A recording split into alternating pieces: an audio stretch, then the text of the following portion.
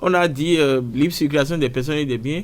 Le Nigeria est le premier pays qui viole ça en fermant les frontières contre ses voisins. Et cela. Donc, il y a un travail à faire pour que la CEDEAO elle-même puisse respecter ses propres textes et pour que cette CEDEAO travaille pour être une CEDEAO qui impacte réellement la vie des populations. Est-ce qu'on peut voir, et le terrorisme faisait partie des problèmes qui faisaient souffrir les populations.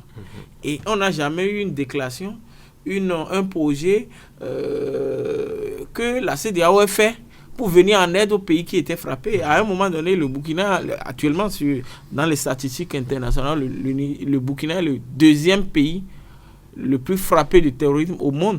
C'est très important. Mais alors, le Burkina était dans la CEDEAO jusqu'au moment où les putschistes viennent dégager le président Kaboré. Et pourtant, mais il n'y a rien eu du côté de ces organisations, surtout la CEDEAO, pour aider ces pays à supporter ces pays à faire cela. Et donc, les gens ont de raison de dire, mais pourquoi c'est quand les chefs d'État là sont dégagés que vous commencez par faire déclaration, vous faites sommet sur sommet, vous faites beaucoup de bruit pour demander leur rétablissement, comme si la seule mission, le seul objectif pour lequel la CEDEAO a été créée, c'est de maintenir les présidents au pouvoir contre la volonté de leur population. Ce qui n'est certainement pas le cas, mais est-ce qu'on peut voir, est-ce qu'on peut considérer cette implication, cet engagement de la CEDEAO à juguler cette crise au Niger comme étant un réveil de cette communauté régionale?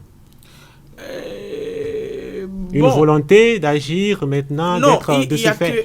Non, je dois reconnaître que la fréquence des coups d'État, la résurgence des coups d'État, honnêtement, ça commence à inquiéter et on doit pouvoir trouver une solution à ça.